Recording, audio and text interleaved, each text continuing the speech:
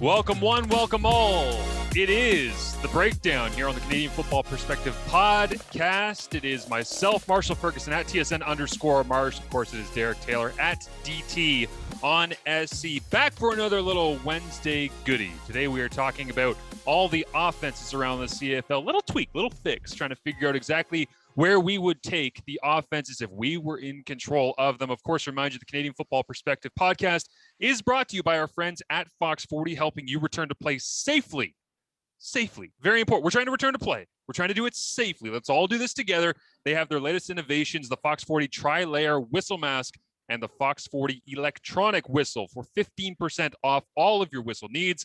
You can visit fox40shop.com and enter the code CFP15. DT, what is going on?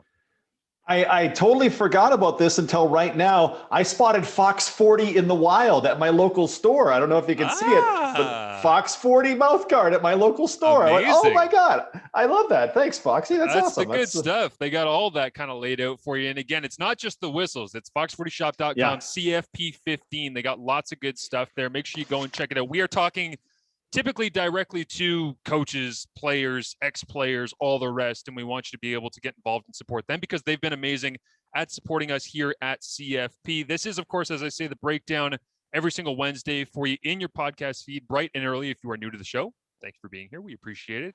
Excited to have you along for the ride. I have to tell a quick story here before we get into the headlines of the day and then get into those offensive tweaks and fixes for 2021. I had someone message me on an app called Memo, which I sarcastically signed up for because I was so tired of seeing people charging $200, $300 for a video message where you go, hey, I'm Brian Burke, and I heard it's your birthday, and reading off, your name is Doug? Looks like that. Like it's the least genuine thing in the history of social media usage is person who deems themselves more important than everybody else, who's then going, I heard that you're yeah, you got married. So anyways, congrats. Yeah, have fun. Thank you for the $200 anyways.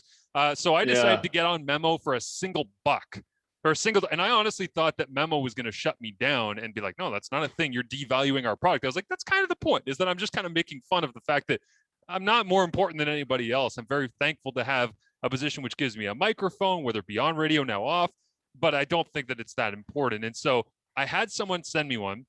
They're like, hey, my buddy's got COVID. And I would love if you could just send him some CFL talk, kind of brighten up his day. And, here's the rivalry that he loves. And here's his favorite player. Give me a breakdown of him. Like, for sure. Yeah. So I send it. And then on Memo, you get a message back from the person after you sent it saying, hey, that was great. Thank you so much. It really lifted my spirits, whatever. But there's no way to give the money back to the person, which, by the way, all of my single dollars all go to an animal charity somewhere in Sweden. I don't know why, but it's what I signed up for. What? Yeah, it's a thing. I don't know. I don't understand. I just found the first animal sanctuary I could find. And it turns out it's in Sweden or something. So, but I ended up not save the seals with Marshall on Memo. Yeah. Okay. I ended up not being able to give back the dollar that this person sent me for the video that I recorded for them because I botched the video completely. I didn't understand who was sending it, who it was for. I reversed the name. It was just a disaster. I'm an idiot. So I did that. And the guy messaged me back and he said, hey, you completely botched this video. This was not what I was looking for at all. However, I will still give you 5 stars on the review for it because I love the breakdown on Wednesdays because you and DT talking about CFL football makes me happy here in the dead of winter as we carry through what we hope is the back end of the pandemic. So there you go. A little appreciation story. The randomness that people have been enjoying our podcast here, DT, of course, because we've been looking forward to getting together for a long time, and it's been great through the first month or so. Yeah, it's been fantastic. It just makes me think I got to get on Memo for like 75 cents and we could have hot dog wars, right? Where college, when that one cart went to $2 instead of $2.50 and then $1.75 and I'm just loading up the relish. You cannot undercut my market. You can't undercut the market on me. Okay. I don't know if you can go lower than $1. I know that there's a lot of people that can't seem to get any higher. And yet somehow people are still asking for them to send them videos. So, hey, do what you want. But there's a lot of $100 for Brian Burke. There's a lot of CFL players on Memo actually too. In all seriousness, if people, I think the CFL.ca signed an agreement with them, if I'm not mistaken. So if you want a legit video where the person won't botch the name or do it backwards, then find your favorite CFL player, because a lot of them are on there and available for you. So let's get into the CFL Power Rankings. This is usually where we cover some of the headlines, and really the only headline of note for us right now is the CFL.ca Power Rankings that came out about a day or so before we started recording this. And they got the Ticats up at 1, Bombers at 2, DT's Riders there at 3, and then you go down the rest of the line, and it gets a little jumbled. It gets a little dicey. Before we move into the middle section, because we obviously talked about our tiers on an earlier episode here of the breakdown, Derek, but did the top 3, was it right? Is it in the right order? Oh, I think they are. Absolutely. We did this on episode 2, right? A couple of weeks ago. If people want to go back and check it out, we had tiers, and our top tier was Hamilton and Winnipeg, and our second tier was Saskatchewan, among some other teams. Hamilton and Winnipeg, absolutely. Hamilton, a 15-win team. They haven't gotten any worse, and they've only gotten healthier. Jeremiah Masoli is back. Winnipeg might have the best talent in the league, honestly, front to back. It's just everything comes down to, is Zach Caleros going to be healthy? And if he isn't, do they have a competent backup? And the answer to that is to be determined, because Sean McGuire hasn't thrown a lot of balls. So 1-2, no problem with that whatsoever. You want to take the 15-win team, put them number 1. I'm good with that. Saskatchewan, I had trouble with them at 3, because are they 3? Are they 5? They're not, to me, as talented as that 13-win team in 2019. So are they third best in the league, or has someone come up and got them? That's where, to me, the real debates start in this whole thing. Yeah, I'm with you on that. For me, I find it really difficult to take 2019 and to apply it to 2021, because we know how much. Now, why? I've heard that before. Why? So the reason that I have difficulty with that is that, you say that the Ticats didn't get any worse. Well, Liram Hairola, not around, that was influential for them. And I look at the middle linebacker position, and sure, Justin Tuggle isn't around because he moved. You had Larry Dean. Now you don't. Is it Javon Santos-Knox? Is it Chris Fry? I mean, I think there's little nitpicky stuff, and I can even say, well, Rico Murray retiring, what are you going to do at Sam linebacker? But at the same time, I was watching the 2019 Grey Cup, as I do on most Tuesday evenings before we tape this, and I was watching it back, and Rico Murray getting beat down the seam. As much as I love him, he was a great interview. We had him on the A block here on CFP recently, but he gets beat down the seam by Andrew Harris, and Strevler throws that touchdown into the end zone. It's like, I can make the argument that they've gotten worse, but at the same time, there were some plays that Rico didn't make that he probably wanted to. I always talk about Tunde Adeleke being great at free safety, but he dropped an interception in the Grey Cup early on in that one, jumping over the top, if I forget which receiver it was. But, I mean, there's a lot of things that I look at from 2019. I think the whole narrative on the Ticats in that Grey Cup is so different if they make a play. Like, the only play that they really made, I think, was Braylon Addison play action to the flats. Jalen Ackland ends up bumping the halfback off. They don't switch it, and Addison walks into the end zone. Outside of that, it was complete domination, but they had so many opportunities to make plays. So I see the potential. I see the 15 wins, but at the same time, you can make a case for or against Winnipeg in the same style, where for me, it's 1A, 1B, and the narrative of hosting the Grey Cup, and also the last time the Ticats won the Grey Cup, coming off a loss in 98 and getting revenge in 99. I think that played into all of this. I really do. I think that they're worthy of it. Don't get me wrong, but so is Winnipeg. And I can make the case that so is Saskatchewan, depending on what happens here in the next little while and how the positions shake out. But that's why they're the preseason rankings on the power ranking side of things, because we just don't know what they're going to look like. But I do have some trouble being able to apply everything from 2019, which again, we'll get into here with the fixes and the tweaks on the offenses. Some of it applies, and some of it, I just feel like there's been so much breathing room. And part of that for me, DT, comes from looking at U Sports football right now as well, where I'd love to be able to come to you and say, listen, McMaster, they won the AIDS Cup in 2019. They're going to have a strong team. They've lost a bunch of offensive linemen, and there's been so much separation and so much breathing room. Yeah, it feels very different. But at the same time, I'm looking where guys are 2 years older. Like, I don't know what the Ticats are going to do in a couple of different positions on the offensive side, receiver, otherwise shifting guys around. The dust has to settle before I think we can really make a true comparison. But again, it's a fun conversation, which is why we're having. Yeah, I just kind of approach it as, okay, well, guys are going to have gotten this much better or this much worse. And every team is subject to that in the same thing. So who has got veteran players for what's almost certainly going to be a short season? Who's filled their holes with veteran players? When you look at the Ticats, they add Deontay Evans to that back end. Okay, now someone comes down to play for Rico Murray to whoever it might be, Jamal Roll. pretty much that's going to be a wash for me. You add in Devere Posey. People may forget they added Devere Posey for the 2020 season. He didn't get to play. Devere Posey at that X with Brandon Banks and Braylon Addison locked in long term. Plus, they've added to, as much as I'm not on team running back, they've added in running backs. Questions on the offensive line, sure, but where they were strongest, those same dudes are back. Dylan Wynn, sack monster, is back, and that guy is 26. Hamilton, Winnipeg, no problem. Saskatchewan at 3. I don't have a particular problem with that. Every team after Hamilton has to figure out a new coach, and a very important coach, coordinator or higher, at least one coordinator or higher. And that's to me where the bigger changes are going to come as we get down this list here. Because 1, 2, 3, good. Number 4, yikes. Yikes, number 4. Marshall. I want to get to number 4 in a second here, because I think that we're probably on the same page. But I want to ask you, how much do you think the coaching aspect, because you mentioned this to me on the Sports Cage when we talked about every team having changes, either part changes or massive overhaul, except for Hamilton. They've been able to keep pretty much everybody intact, even through coach's salary cap and the reduction in the football operations cap and all of these things that the CFL has gone through. It's pretty much shaken out, and the Ticats have been like, Reinbold, Mark Washington, Tommy Condell, Rolando Steinauer, that's our group, and we're keeping them. And as you say, the cold dead hands, right, the prying of any of those coaches away, those guys staying in the same spot, that must have had an influence on CFL.ca if they're really looking at continuity, even with a year without football. Well, and the fact that Hamilton was the best team in the league, right? I think everybody in my gambling community was absolutely stunned at the result of that Grey Cup game. And there are a zillion reasons why it happened, a year and a half ago. Hamilton was the best team in the league. And to me, they got the same or better. So that's going to be the big one. The thing, and I guess maybe what I'm trying to get at here is there aren't as many unanswered questions with Hamilton as with other teams. What does a Buck Pierce offense look like? I don't know. Well, it's going to be a lot like a Paul LaPolice offense. Okay, that might be true. People told me a Jason Shivers defense would be a lot like a Chris Jones defense. And sure, there were elements of it, but there were real key parts to it that were not the same, right? These guys aren't just someone else's guy. They're now their own man, and they're making the calls, and they're the boss. So what does a Jamie Elizondo head coach team look like?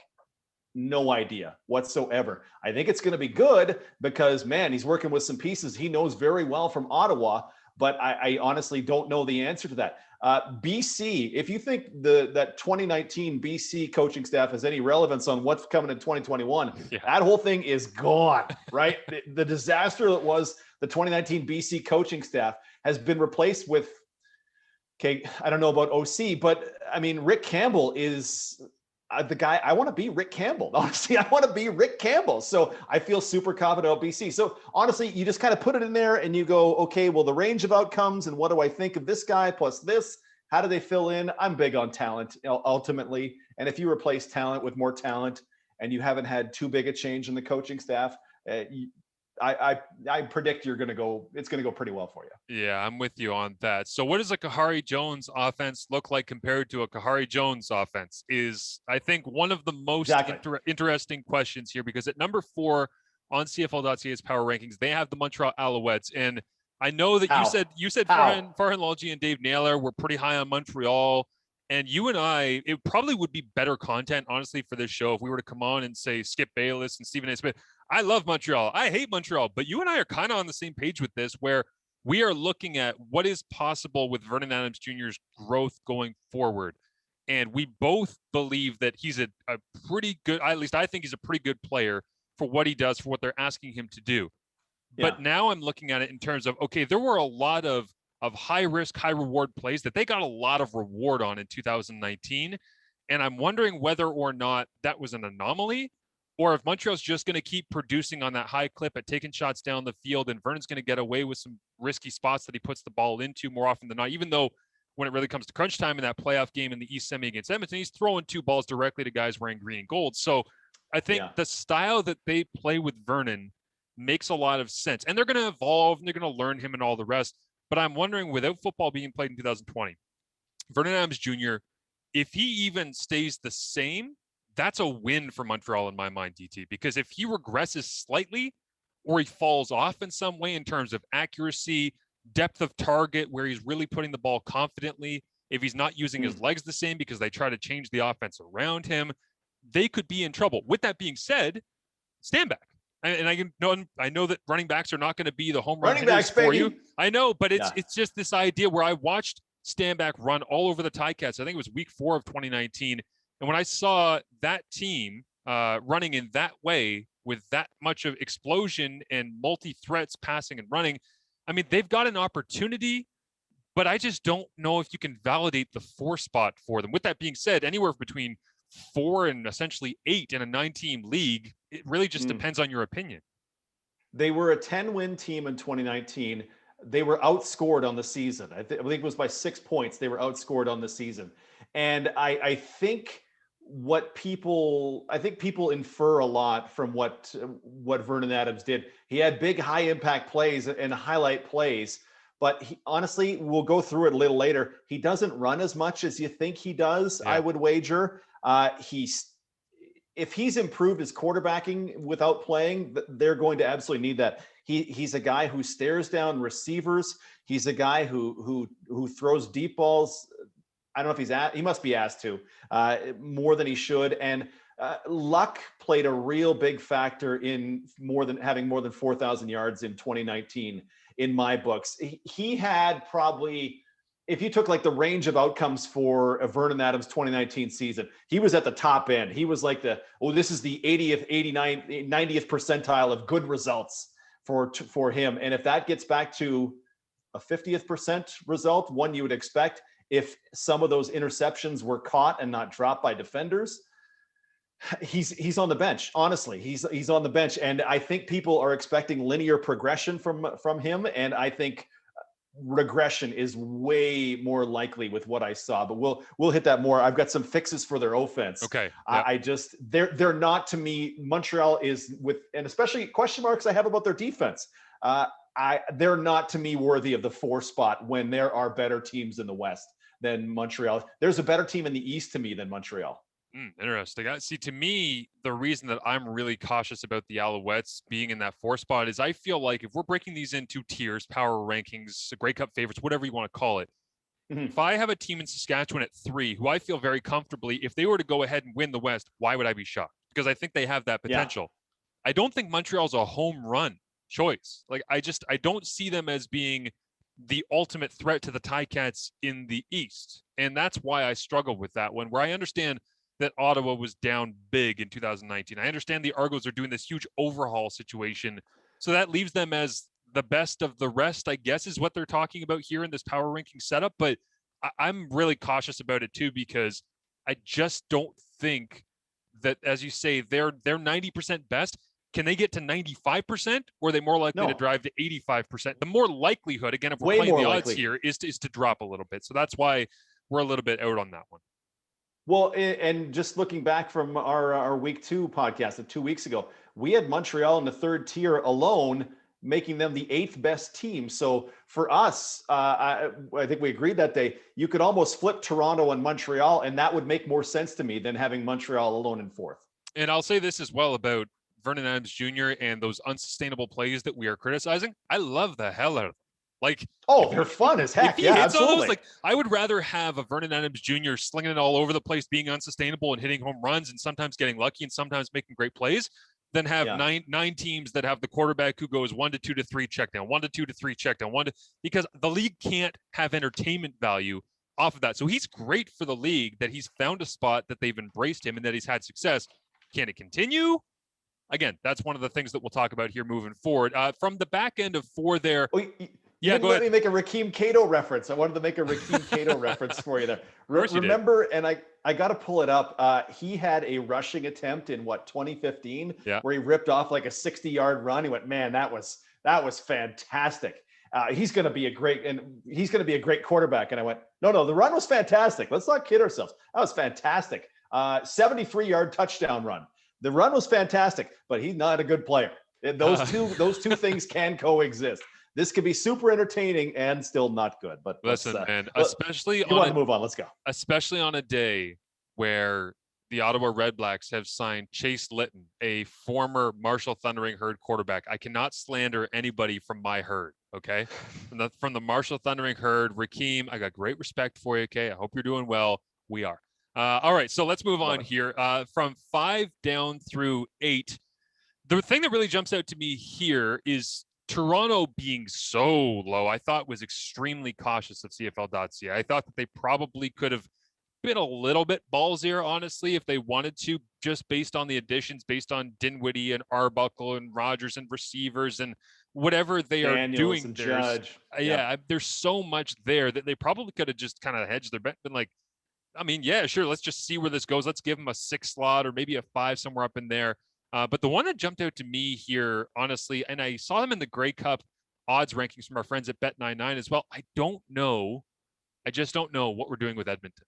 And I'm not saying that they're not 7th. They're not 7th. And I understand that people are looking at Edmonton and saying Elizondo was the head coach. What's it all going to look like and the rest? And maybe they're too predictable because they're just going to try and carbon copy what happened in Ottawa. And what did that get them the final year? I think when they were there, they get to the Grey Cup. They get beat by Calgary. Previous year, they lose to the Riders at home in the year that they were hosting the Grey Cup. And that was the East semifinal that they lost to Saskatchewan and Chris Jones' team, I think, in 2017. So I get where people are coming from. Again, kind of slow playing Edmonton, but I just see so much. And again, we can do this with every roster, so it's a bit of a head scratcher, but I see so much talent on that team. And I know what Trevor Harris is capable of. Dude's an assassin, especially when he's surrounded by the right system with the right receivers. And I think he's got both of those. And so I find it really hard to imagine that Mike Riley, coming off of a year in 2019, albeit they're going to upgrade the offensive line and the receiving targets, and Burnham's going to go crazy, and Calgary's going to have Bo Levi Mitchell if they can protect him, and he'll turn a lot of guys into developing pieces for the Stampeders and make them shiny and look like gold. But man, Edmonton being down at 7, the worst team in the West, is a tough look for me. And I wonder if it's reluctance to push Calgary down because they've won 10 games a season since Christ was a cowboy, as the saying goes. Yeah. What's the best 1-2 receiving duo in the CFL? Can you name one better than Darrell Walker and Greg Ellingson? I mean, I'm biased Banks because and Addison, maybe. That's mine is Banks and Addison. I would also say that at times Shaq Evans and Kyron Moore have been that type of dangerous, but they're not in that echelon of consistency yet. You're talking 2 1,500-yard guys in Walker, and I love Kyron Moore. I love that guy with all my heart. But 996 was his max last year. He had a good playoff game as well, so over 1,100 for the year in total. But Darrell Walker and Greg Ellingson are 2 of the 5 best receivers in the Canadian Football League. They might be 2 of the 3 best receivers in the Canadian Football League. Oh, and by the way, Armonte Edwards plays there. And oh, by the way, Tavon Smith is the first Canadian they'll throw out there in some fashion. Edmonton is way too low, but people are very reluctant to say that Calgary might be good, whether that's the emperor has no clothes or what it is. But people have been burned too much saying Calgary won't be very good. But Calgary's roster at this exact second compared to Edmonton's roster, no. Compared to BC's roster, no. So that's where the Edmonton shame comes from. Edmonton fixed at the corners, fixed at receivers. They got a guy who knows their quarterback to run their offense. Edmonton to me is the real bounce team this year. They're really going to rock it up. I am not a gambler in any way, shape, or form. I've never placed money on a sporting event, a prop bet, anything. But I saw, well, I'm poor, so but I saw the Grey Cup odds come out. And when I saw the Grey Cup odds come out, I was like, listen, I don't bet, but if I wanted value, oh my God, Edmonton, like if you want to take your shot right now and say, yeah, you know what, they've got an opportunity, throw $10 on that thing and see if it pays out for you, honestly, because they've got at 10 to 1. Yeah. They've got the potential to be able to go, if not all the way, to go pretty far and to have a puncher's chance. Again, can they climb over the top of Saskatchewan and Winnipeg? I doubt it. But at the same time, I've seen Trevor Harris do things where in a 1-game sample size, he can pick you apart. I've also seen him struggle at times in the score zone. I've also seen him at times in Grey Cups not look fantastic. So I get where people are doubting him. But I have a lot of respect for Trevor Harris's game, the way he approaches it. And I think that he's due at some point here, bouncing from Toronto to Ottawa to Edmonton. He's going to have a marquee moment at some point and nobody's talking about him, and nobody's talking about Edmonton. And again, more disrespect with them being down in that 7th spot. And then the last one to ring out the bottom here, obviously we talked about Toronto being down in the 8th spot, which is interesting that they were really, really kind of cautious and slow on them. But just for the sake of it, we should mention Ottawa, because Ottawa being down at the 9, is it a foregone conclusion that Ottawa is absolutely at the bottom of the pile here? And my next follow-up on that, what will they have to do to not be in the bottom? Like, will they have to win 2 of their first 3 in 2021? Because I feel like mentally, we've just decided Ottawa, bottom of the league, Paul Appelese, Matt Nichols, love you guys, not going to happen. I feel like a lot of people have just placed them there, and they're like, we'll talk to you next year at this time and see if anything positive is developing, and if you show any signs of, moving forward in the power rankings and in the standings. But for right now, I'm just wondering, what do they have to do to get out of there? Do they have to beat the Ticats at home in an early season matchup? I just don't know what we're going to get them out of the basement with. They won 2 of their first 2 in 2019. They beat Calgary in week 1. They beat Saskatchewan. Yeah. That offense, and someone reminded me of it the other day, Dominic Davis that day was the best he's ever been in his life. It was unbelievable. He threw 3 touchdowns that day. The rest of the season was 2 touchdowns and 15 picks. Like, it was incredible that day. Ottawa, I mean, I'll always come back to talent. And this is where I'll have discussions with Luke Mullender on the Sports Cage. He's big on the effects of coaching. And I totally believe coaching has an effect, but I'm more on the effects of having talented players. And there are places where, a talented guy with a bad attitude is not going to be great. Absolutely. Totally true. But you know what? I'll take talent.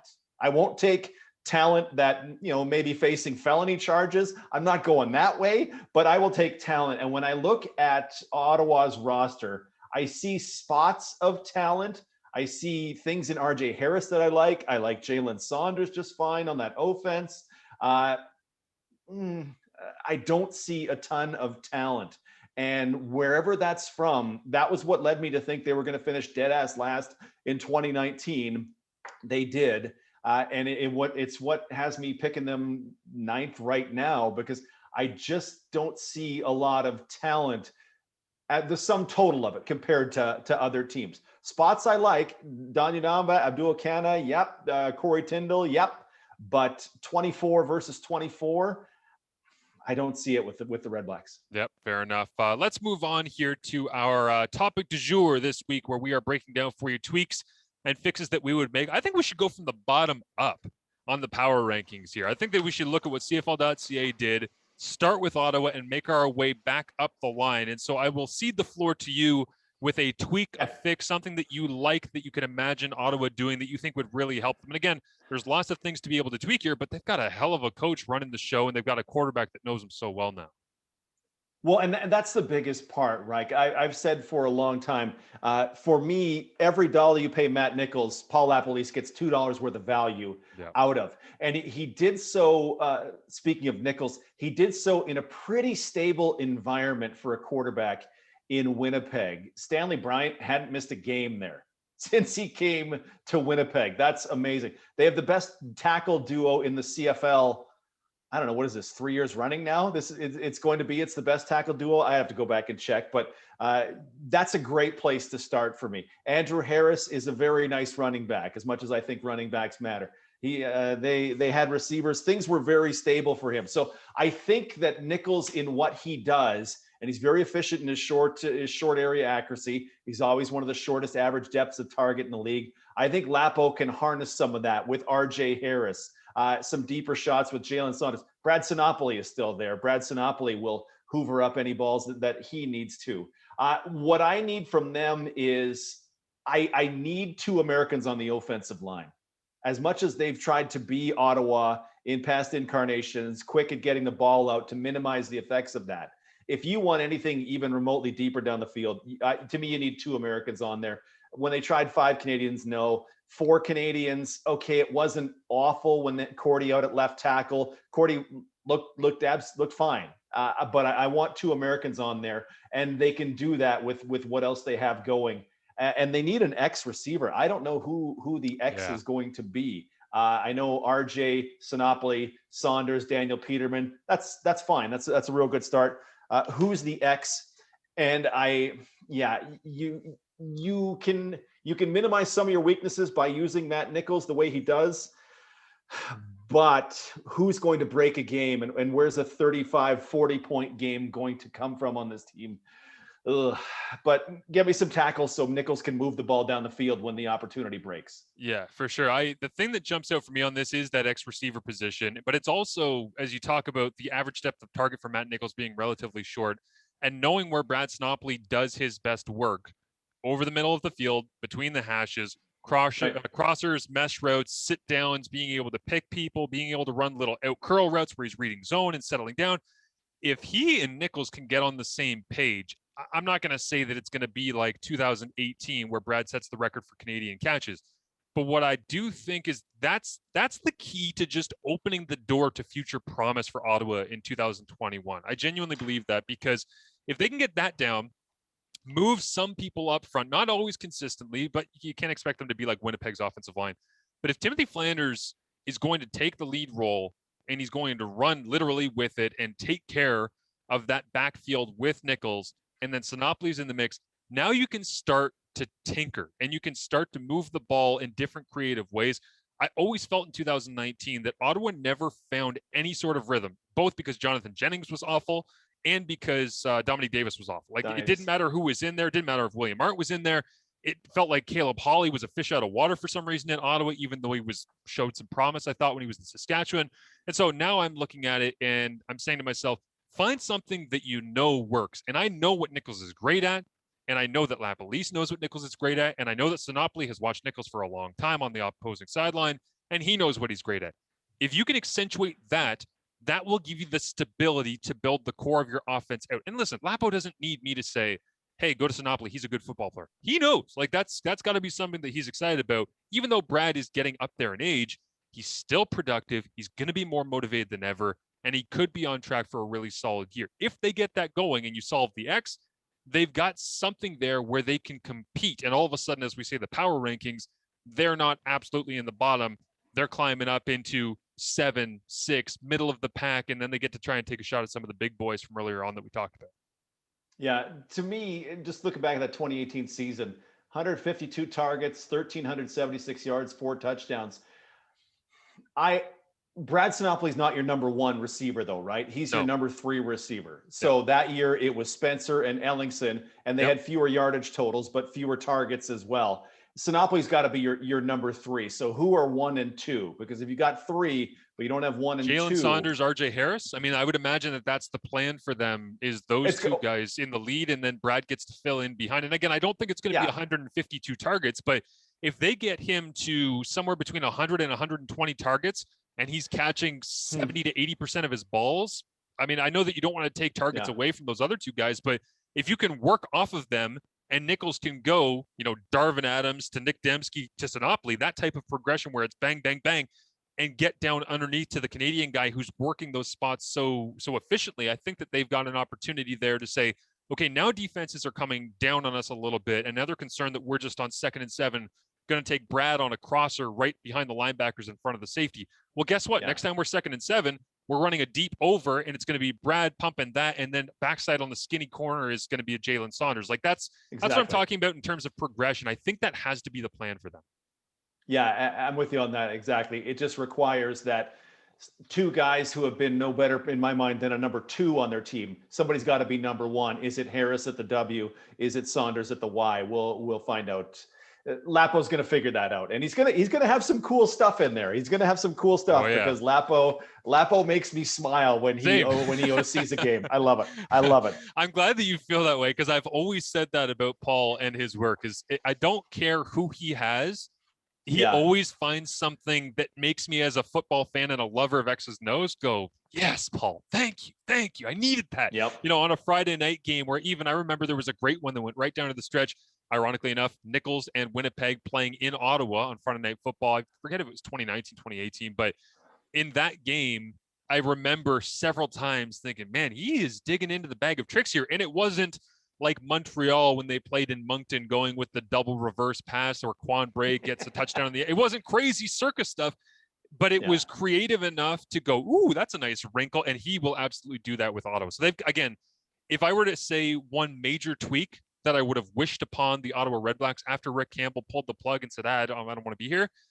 I would have wished them Paul LaPolice. And guess what they got? They got Paul LaPolice. So probably the biggest tweak they could have already is in their possession. Let's go up to the Toronto Argonauts, which again, CFL.ca power rankings, they have made the determination that the Toronto Argonauts are going to be in that 8 spot. What is a tweak, a fix, something that you are noticing here you'd like to see from Toronto, DT? Well, they needed that offensive line revamp in the worst way. Their guards, they basically took the 2 guards from Saskatchewan, right? And Darius Blaydick and Philip Blake. I was going over the numbers of how bad it was for them in the run game in 2019. James Wilder, who took a lot of flack in 2019. Oh, he's not very good anymore. Come on. He got 1.3 yards before contact on his carries in 2019. Brandon Burks got 1.4 yards before contact in 2019. Andrew Harris in Winnipeg got 2.8 yards before contact, double what the offense provided the running backs in Toronto. So their pass run ratio was off the charts because of, well, we can't run the ball. Yeah, it's because you can't move anybody. You're absolutely not moving anybody. You know what Philip Blake's going to do? He's going to move people. Yeah. He will move people. You had great things to say about Cody Speller taking over at center. Darius Blaydick is a kid who works his butt off, and he can move people as well. To me, that was absolutely the needed thing for them. Are they going 4 Canadians with Jamal Campbell? I'd be in favor of it if it gets 4 American receivers onto the field, because they're going to have some American receiving talent to pick from. To me, it was the revamping the offensive line and moving some bodies, because if you can't, I'm trying to think of how I can phrase this and stay true to myself. You have to be able to run the ball 30% of the time. You're going to throw it 70% of the time, and that's way more important. But you got to be able to run the ball and keep them guessing a little bit. And 1.3 yards before contact, the lowest figure that we've seen since I started tracking, is not going to get it done. So props to them for realizing, yeah, we need interior O linemen to make this thing go. Yeah, for sure. When I look at 2019 for the Argonauts, drop back sack percentage is way too high. Their first down yards in air per attempt, they were extremely aggressive. They were up in the 90th percentile in the Canadian Football League. Their first down pass play call percentage was extremely high as well. A lot of that had to do with the fact that they were chasing in games.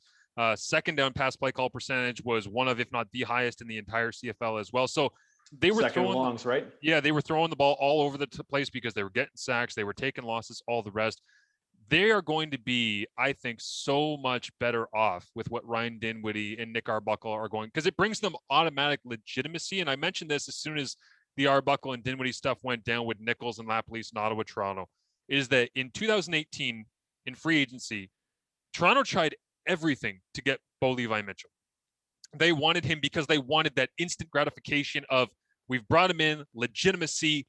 Now he's the system, right? There's system players, and then there's players who bring a system to a place. And all of a sudden it's, no. I understand how to actually take what I learned in a different place, and I can grow it, if you will, in this place where we already have the roots. Now let me show you how we build this thing up. I think Arbuckle and Dinwiddie have that. And again, I don't want to over-accentuate because 7 games, and I understand that Dinwiddie was working under Dickinson and how much of that was his influence and all the rest. But I am looking at this as an offense that has true potential, right? I don't think that it's like the defensive line where we're saying, oh, they're going to average 15 sacks per game because look at all the names. They actually have people in places in Toronto that I thought Ben Grant wrote a fantastic article on CFperspective.com where he said, you got to figure out where people are going to be aligned in your receiver groups, where you got to say, okay, where exactly are we going to put Tavares? Where exactly are we going to put Eric Rogers? Where's Juwan Breskis? And go, as soon as you can figure that out and get that lineup, hopefully you can get into some sort of rhythm. But regardless of what the lineup is, regardless of how quickly you find your rhythm, I believe that the tweak and the fix here has already arrived. I know it's not a sexy thought, but the legitimacy of adding 2 guys from Calgary's system, the hope is you bring them in and the system becomes Arbuckle and Dinwiddie. Now, the downside of this is if the system comes in, it's Arbuckle, it's Dinwiddie, and they're averaging 18 points per game scored through the first 4 weeks of the season, then all of a sudden everybody starts to look around and go, I thought that this was more explosive. Because if you look at the throw charts of Nick Arbuckle, he has not predominantly been a downfield passing guy. He has thrown a lot of underneath he's Trevor balls. Harris, yeah. Exactly, yeah. And so you take that if you're Toronto, because the question for Argos fans is, would you rather have Trevor Harris, as you say, with bunny ears here for people listening on the podcast? Would you rather have Trevor Harris, who is safe, efficient, smart, knows where to put the football, gets through his reads, or McLeod Bethel-Thompson, chasing, throwing the ball deep all the time, being asked to throw the ball continuously because he's in poor situations where he knows the defensive line is going to pin their ears back and come? All of that considered, I would say I would take a Trevor Harris style quarterback, which is why, again, I say Arbuckle, Dinwiddie, that's the system. Now it's time for them to grow it. And I hope that they get time in Toronto, because there's been a lot of talented people that have gone through the Argos over the last 5-10 years that it hasn't splashed within the first half a season to full season. And everybody starts to doubt it. And then the hurricane just swells and grows larger and larger out there in the Atlantic. And when it finally hits landfall, it's let's tear it all down once again and then rebuild it back up. They're doing that with these guys. I think they just need to be given the confidence that, hey, Arbuckle's played 7 games. He might not be a stud in the first month of his first time being a full-time starter with a team that is landmarked as his. That's okay, because the system is designed over time to even itself out, to stay consistent, to be smart, and get the football where it needs to go. He's got big time receivers to play with, which I think is the best thing for him. The one question I can't wait to see answered is, can they go 4 American receivers without minimizing what Juwan Brescison can do? Because that cat in that Y position can, I mean, he makes the highlight reel catches, right? And if he stays healthy, he can do some real good things. But does he get shoved out to Z to make way for these bigger name American receivers? I hope not too. Yeah, but I also want to see it. Do you think they go to John Brissett out at the Z, and then they end up going with Brescison in at the Y, where they go with 2 Canadian guys on that wide side? Because then, I mean, you're taking a potential Martavis Bryant, Eric Rogers, DeVar Stanton, like you're taking somebody of talent that's an American off of the field at that point, which it's difficult to validate. But at the same time, they spent I think it was a first round draft pick, right, on Brissett, which they think very highly of him. And I think that he is a better version of what Mike Jones was for the Ticats out at that wide side receiver. So I could envision that. And I kind of hope that happens, because I think that he's got a really, really nice game that should apply quickly to the CFL. And he also makes up for, what was the dude's name from Detroit that the Argos tried to get, that everything got botched because of TJ Jones. TJ Joe, yeah. So he trying to come in and not being able to sign him because he was officially listed as a rookie in the CFL, even though he had NFL experience. The whole thing was a mess. And they went, and that's why in my mock draft in 2019, I just said, or 2020, whatever it was, I just said, listen, Sean Brissett's sitting right there for you. You obviously wanted a receiver. We all know you wanted a receiver. It was all the reports were out there. You wanted a receiver.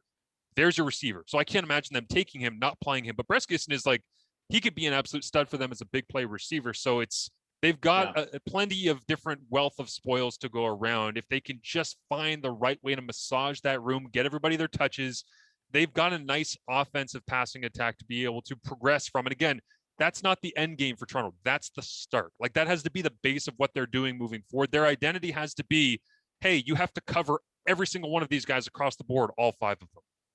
Yeah, and we'll find out what Ryan Dinwiddie is as a head coach, right? Does he get to 7 Canadians and stop? Because 2 Canadian receivers would put 6 on offense alone. You already have Cam Judge on defense. Does he stop at 7? Does he like 8? Will he play 9? What will he do? Because I don't know what Kendall Wright and Martavis Bryant look like at CFL, but I remember what they looked like at the NFL level. So where will the ratio play in for Dinwiddie will be something we can watch for 2021. Thought you were going to go LeBron on me there for a second when he sat down with the Heat at that championship pre-celebration when they signed not 6, not 7, not 8, not 9, not 10. That's not bad.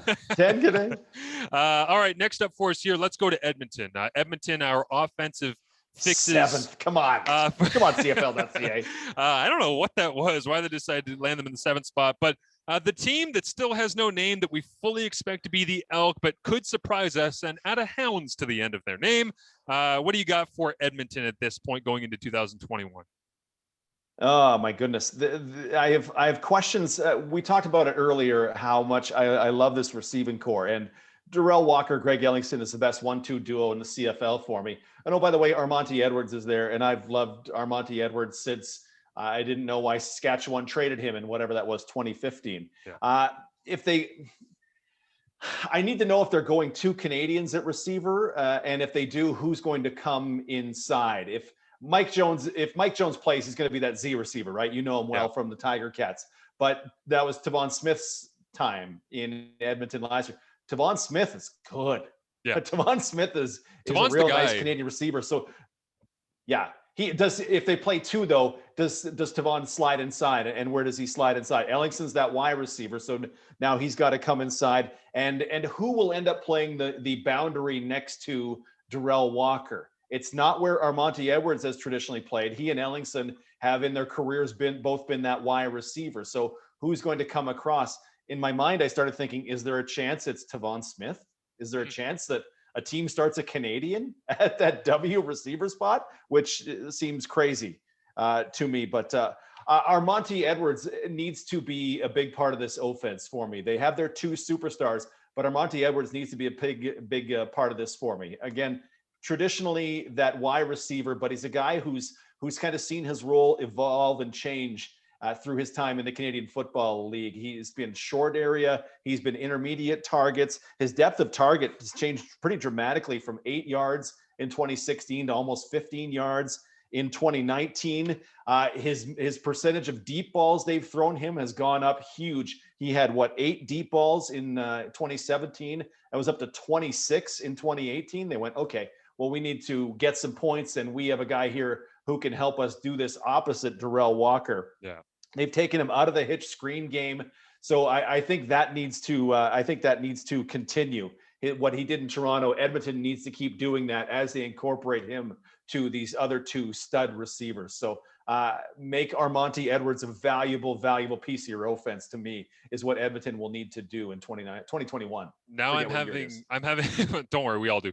I'm having visions now of, a tight stack into the boundary of Ellingson alongside Darrell Walker and James Wilder Jr. And at the snap, Trevor Harris is looking into the boundary, and they run Wilder into the flat. And now you've got Greg Ellingson running a corner, and they're reading up. And then all of a sudden, Darrell Walker's like, I'm going to run this. Just kidding. Double move, skinny to the post. Like they've got so much flexibility there to be able to run. And it's not just the double move and the sneaky stuff like that. It's the idea of being able to motion Tavon Smith from, let's say, a Y position over into the boundary. And he's got Ellingson and Darrell Walker over there. And now you're running a trips bunch stuff where you're wheeling somebody up the sideline. It's a little mesh concept underneath for Ellingson. He catches it, and he's running all the way to the field on the backside. So they've got something, I think, pretty special there. And Elizondo is going to know what to do with these guys. That's the thing, is when you see LaPolice with Nichols, we trust it. We love LaPolice's style. We love his aggression calling the game. But he has to break in a couple of different people that he's never worked with before in RJ Harris, otherwise Sinopoli. In Edmonton, Elizondo comes in, and sure, he's never worked with Darrell Walker, but I would take immediately, if you were starting a franchise, there's an argument to be made that Harrison Ellingson would be a pretty good place to want to start something that might not be the most explosive thing in the world, but you would be able to say, I know this dude's going to catch X amount of balls per year. I feel very comfortable we're going to be able to produce. The thing that I would tweak, the thing that I think is a bit of a fix here, and it does play into Ellingson and specifically Darrell Walker. Darrell Walker, when he was in Toronto for a long time there, we were all screaming, get him the ball, get him the ball. And then McLeod Bethel Thompson, when they went on that Western Road swing to Calgary and Edmonton, just decided, sure, you can have all the balls, and started throwing to him endlessly.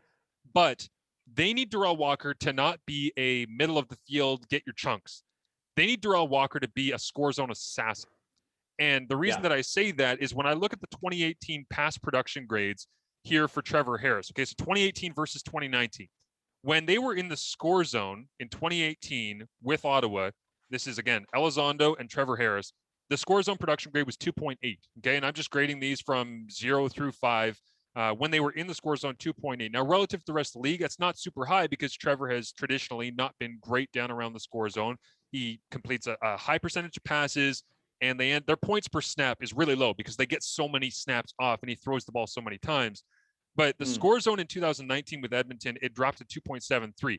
It's a sizable drop. And I think that's a regression from 2018 to 2019, that now that they're coming back in 21 and you've got Elizondo, you need to take that 2.8 production grade in the score zone from 2018 and just fire that thing into the moon. Like, you've got Ellingson, you've got Tavon Smith, you've got, they think, a running game with James Wilder Jr. that you can work play action, bootlegs, all sorts of stuff off of.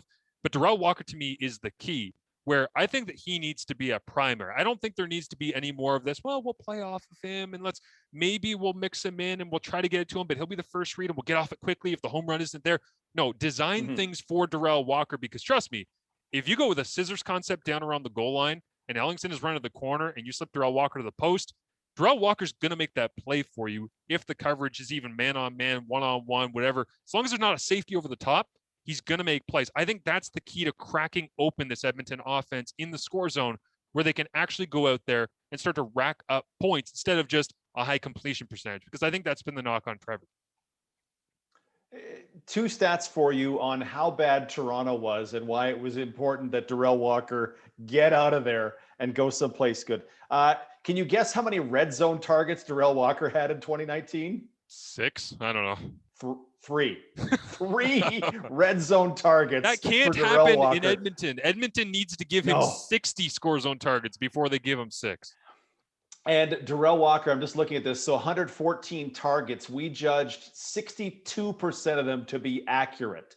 That was among the lowest in the Canadian Football League. And the highest was almost in the 90s. And of course, those are running back. 60% of his targets were accurate. That is, you can't do that to a guy. You can't do that to a guy and expect he's going to produce. And people will be down on him because, well, what did he do in Toronto? They won 4 games and he had only 65 catches. Yeah, they're at his shoes or they're over his head or whatever. He was foisted in some terrible conditions in 2019. And man, those are going to be dramatically different. He is going to have a big year in 2021. And I'm not asking Edmonton to reinvent the wheel. And this is the thing I hate about Nichols, right? When we have the conversation of, well, game manager, he needs to completely overhaul who he is. Otherwise, Ottawa can't have success. No, he's a very good professional quarterback in the Canadian Football League, and you can have success with him. I just want to see, again, in the 2019 playoffs, the average depth of target out of the first games that were played, the 4 here through the the division championships, Edmonton in the East semifinal. But this is when, again, this tells you everything you need to know about Trevor Harris. Okay, Trevor Harris in that game goes 36 of 39, completes 92% of his passes for 421 yards, 1 touchdown, 1 interception. In that game, he averaged an average depth of target of 5.4 yards down the field. Which is ridiculously short for people who don't take that number. 5.4, and in the East final, even when he's trailing the Ticats and trying to catch up, it was the second lowest average depth of target through the division final. It was 7.8. In front of that, you had Winnipeg at 8 in the West semifinal, Montreal in the East semifinal, 10.6, Calgary in the West semifinal, 11.1, Saskatchewan in the Western final against Winnipeg was a 12.0. East final for the Ticats was 12.7, and Zach Laros just went crazy in the West final with 16.3 yards per attempt in terms of average depth of target. So Edmonton had the 2 lowest average depth of targets in the playoffs because that was their true self. But that was their true self with Jason Moss. I remember being on the sidelines in 2017 in Ottawa against Saskatchewan in the East semifinal when they threw the ball 50 some odd times. That was because they were chasing, but they still weren't throwing it deep. I feel like they've got to crack something open here with Ellingson and Darrell Walker. If you don't do that with those 2 guys, Trevor Harris is never going to average more than 8, 9, 10, 11 yards down the field for average depth of target if he doesn't do it with those 2. Oh yeah, no, I don't know if he's ever been to the league average in average depth of target, and that's where he works. That's where he works, and he's done it in 2 different teams. But there's going to be more chances for deep shots this year for sure, and they better take them, or that 7th place is going to be true. Yeah, I'm with you on that. All right, who else we got up here? BC, I believe, is next in our lineup of the power rankings on CFL.ca. Okay, so for the BC Lions, I'll just jump one out here quickly. Obviously, offensive line is something that we all understand was just the biggest of crutches for them in 2019. So that needs to be fixed right out of the gate. If you're not protecting Mike Riley, you don't have much of anything. The pass play call percentage on second down for them in 2019 was 78.7%. Again, that's a little high. It was really predictable early on in the season. I remember crunching the numbers through the first, I think, 4 or 5 weeks where they were just basically saying second down, we are not even going to think about running the ball because we're already basically backed up or we've taken a sack on first down. Very similar to the Toronto Argonauts that we talked about earlier. For me, I would love to be able to see not necessarily Brian Burnham he's going to get he's going to be able to make plays, but how do they diversify that offense in a way that allows Mike Riley to not be predictable? Because I think that was a big strength of what he had. He was underrated when he was in Edmonton, to be able to share the ball around a little bit. And sure, they might have relied on the running game, and Moss just wanted to punch you in the face for an entire drive randomly once in a while, usually late first quarter, early second. But what can they do with Riley to not necessarily protect him, but to give him a style of offense here that, again, has been tweaked, has been kind of massaged to fit what he does, but also is not just, hey, it's Riley to Burnham consistently. Give me something else on that platter, because otherwise it kind of feels like you're sitting down at the dinner table and somebody has gone steak, potatoes, steak, potatoes. It's like, yeah, you'll survive off of steak and potatoes, but maybe let's put some color on the plate once in a while and just make people think, oh, wow, look at that. I didn't know that that was something they could accomplish. When I watched BC in 2019, I looked at Mike Riley's just getting bombarded, right? We've talked about the percentage of dropbacks that ended up as sacks was enormous. And I watched that, and I watched a guy who appeared to be almost helpless for not a particular fault of his own. He would be looking into the boundary, and the TV screen wouldn't show you anything, wouldn't see Duron Carter and Brian Burnham, because it seemed to me they were off down the field running routes that were not made for a quarterback who's about to get blasted off that boundary side rush. So what I want from BC, and this is a whole new coaching staff and a whole new offense, I want route concepts, and you could certainly explain this better than I could. I want route concepts and play calls that allow him to get rid of the ball. And this is where the numbers I have that back it up. Riley, I had him under pressure 32% of the time in 2019. That's a big number. 27% of the time he got sacked on those plays. Okay, that's not a Mike Riley like number. In 2018, he was sacked 21% of the time he was pressured. Prior to that, it was always 16, 14. So when he's under pressure, he's getting sacked twice as much as he was in 2015. And to me, that's not even remotely, well, Mike's old and he can't escape the pressure. The thought of that is that's not what's happening. To me, it was he had nowhere to go with the football in 2019 when he was under pressure, because I don't know what's happening on the short side of the field, but it's deeper down the field and no one's looking for the football, was the way I interpreted it to be. And I don't mean that as a slam on the receivers on that short side, because I just don't think that Riley had anything to go with on those. The percentage of times he's sacked on plays where he's pressured can't double. And it can't double and have me think that's entirely the quarterback. To me, that's the scheme, and it's got to be fixed. Yeah, what it actually reminds me of, DT, is hearing some people around the Ticats organization, specifically their defense, when Jerry Glanville came into Hamilton, where we always talk about this as a defensive kind of conversation of the front end being attached to the back, right? Where you would say, well, we're running a pressure up front, but what we're doing on the back end is just leaving us vulnerable, or we're not getting any pressure up front because we're not sending anybody and we can't get home with 3 or 4 rushers. And yet we're applying this convoluted coverage on the backside, where it's, why don't we take advantage of the fact that we are playing a bunch of people in coverage, where it kind of feels like for BC in 2019, the front, if you want to call it that, was not attached to the back, which is the receivers, where you would say, we know we're going to get pressure. We know teams are blitzing us. We understand we're not good at protecting. So it's not as simple as saying, well, just throw a check down.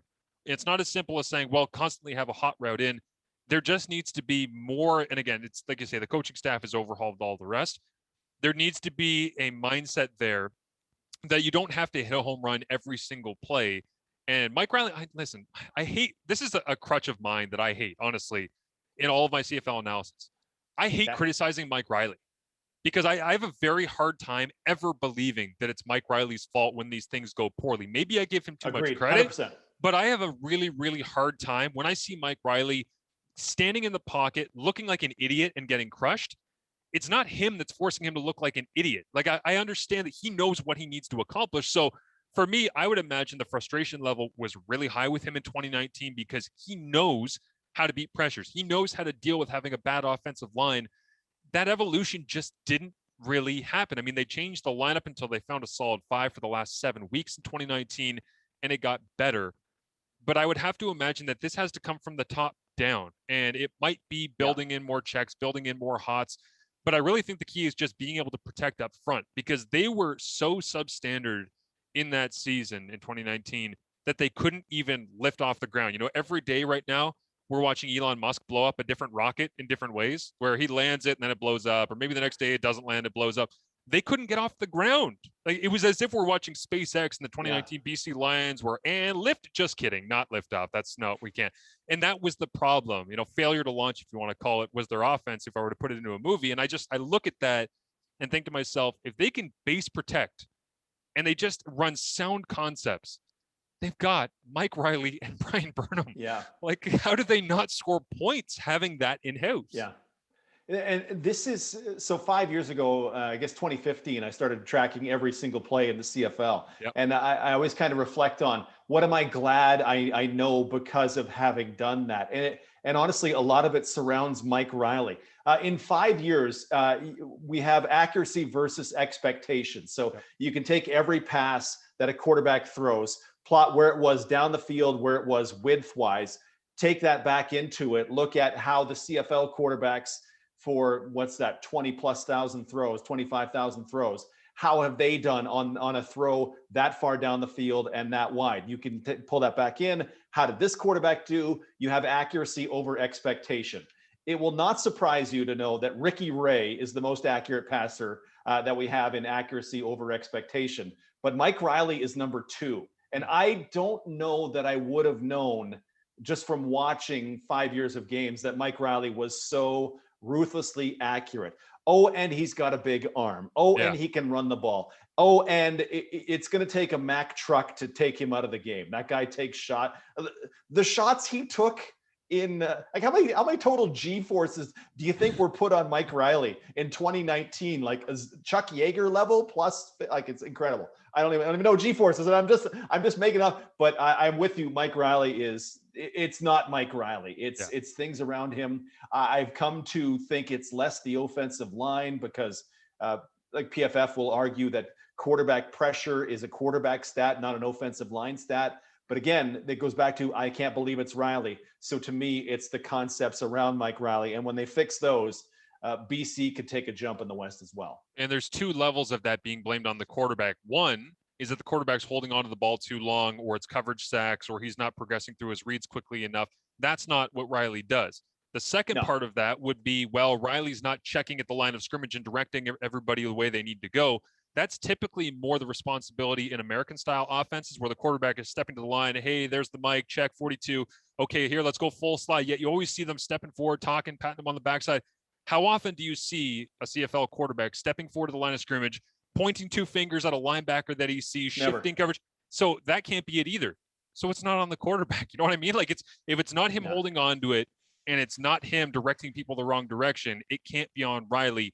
They need to sort that. That's the number one concern, unquestionably, for BC.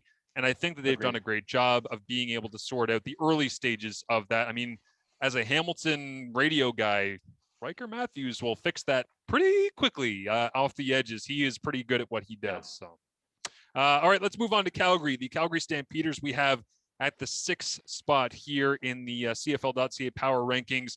What do you got there in terms of things that you would tweak, fix, give them more hope with here moving forward into 2021?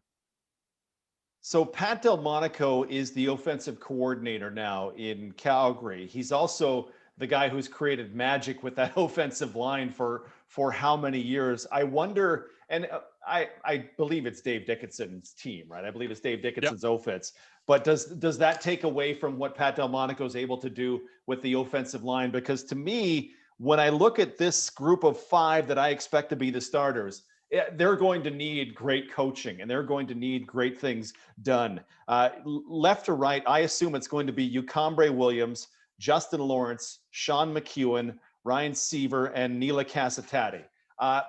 Sean McEwen, good stuff. All-star level in the East, good stuff. Ryan Seaver started last year in place of Brad Erdos. He did fine. He's not, in my mind, Brad Erdos, fine. Justin Lawrence trying to replace Shane Bergman. Anybody trying to replace Shane Bergman is in for trouble. And then I don't know where the Derek Dennis slander came from, but I didn't get it. And now your tackles are Ucambre Williams, who's been inside most of his CFL time, and Neela Casatati, who gave up more pressures on the right side per game than any other right tackle in the Canadian Football League. I am super concerned about their offensive line and what they're going to do with that. And I know Bo is magical. I always feel like he could be standing on the freeway and just be like, "Yep, this is fine. No, I'm not going to get hit. I'm cool."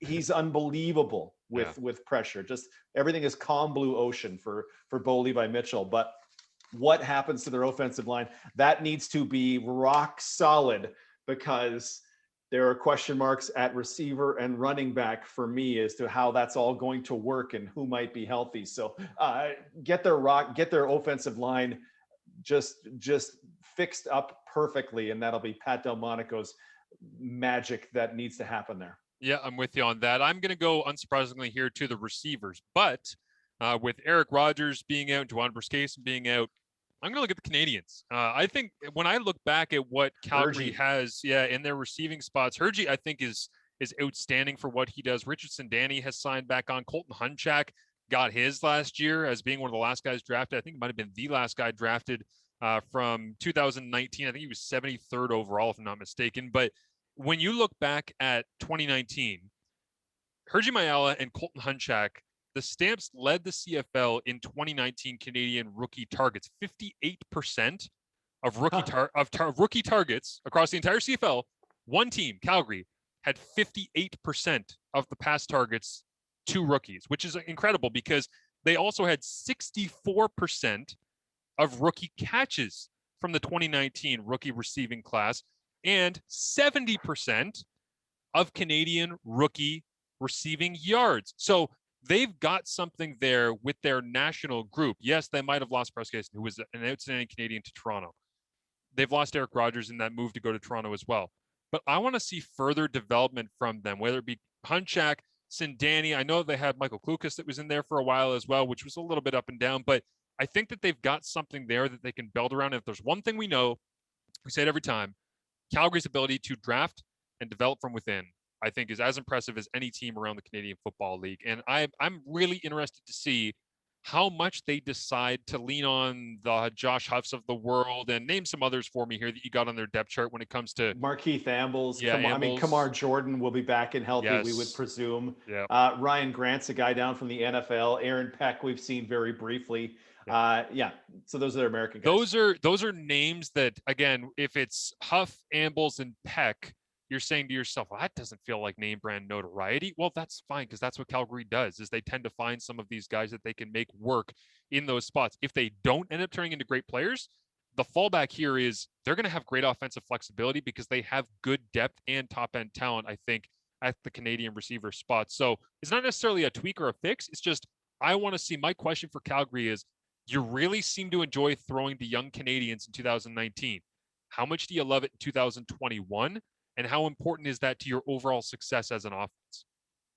Yeah, and then again, I mean, how many Canadians will they choose to use? 3 in the interior. Wigan, Greenwood, Mechie down the middle on defense is 6. Mayala's got to start 7. Will they go 8, or will they use? How many Canadian receivers will they have with Briscase not there anymore? Will be an interesting thing I'll want to watch. Yeah, no doubt. All right, so that is the Calgary Stampeders, and always fun to see what Dave Dickinson cooks up with that group for sure. Number 4, the Montreal Alouettes, which is the one that we talked about here off the top, where we are not sure that Montreal is necessarily the 4th best football team in the Canadian Football League going into 2021. A lot of this is, of course, hung on Vernon Adams Jr. and where we think his progression is going to go. You've made the comment, DT, that you're not sure it's going to be a linear progression. There might be a backward step. There might be a sideways step. When I look at where he was targeting passes, okay, he was above the league average at 20 yards down the field in every single zone except for 40 plus to his right-hand side, outside of the hashes to the numbers and outside of the numbers to the sideline. I'm talking anywhere from 10 to 20, 20 to 30, 30 to 40, and 40 plus. He averaged above the league average for attempts in every single zone. That's 5 wide and 40 yards of depth. He loves taking those shots. Now, the spot where you typically end up seeing the highest percentage of passes being attempted to, which is between 0 to 10 yards down the field, into the boundary to the left, he averaged almost 3% less attempts. Again, perspective is important on this, but that's a big number.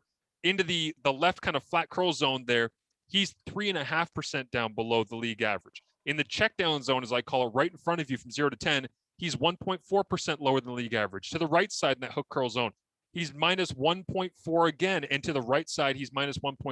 This dude just does not play football the way that the Canadian Football League is being played right now.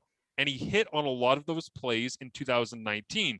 The question here is there a tweak? Is there a fix that will allow him to continue to progress? Or is it inevitable that there's going to be a sideways step or a regression?